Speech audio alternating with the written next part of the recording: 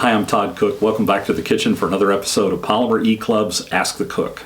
We're here to talk about polymers and polymer application to help you answer the question, what do you need to know to add polymer skills to your career? In my early career, I worked in the engineering polymers business at the Indiana factory of GE Plastics, which is now Sabic Innovative Polymers. I worked in the Lexan business, making sheet and film at first, and then also in the pilot plant. And what I found interesting is I got to meet a marketing guy that was in charge of Lexan, very interesting person. And basically when he asked, what do you fear? What is the thing that is the competitive situation that you have the most difficulty in imagining how you'd get out of? And the answer was very interesting, and one that brings us to this topic today. And that is the thing that they feared the most at that time was that polypropylene would get just a little bit better.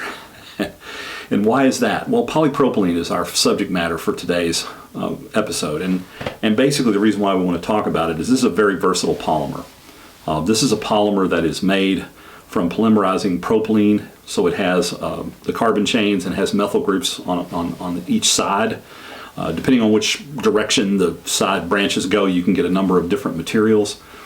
Basically, the arrangements that are possible is one is these stubby branches are randomly distributed. That's called Atactic. They're alternately distributed back and forth, that's Syndiotactic. And finally, Isotactic. They're all on one side. And depending on which of these you do, you can get different kinds of shapes. But basically, if you put them all on one side, you get a more ordered structure. And it even does interesting helix formations, which make it possible to have improved creep property and even higher crystallinity.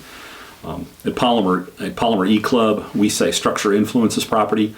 So these structures are chosen to get the properties of interest. Polypropylene is the second most produced polymer commodity, used widely in household goods up to the lower level of engineering properties for engineering polymer properties.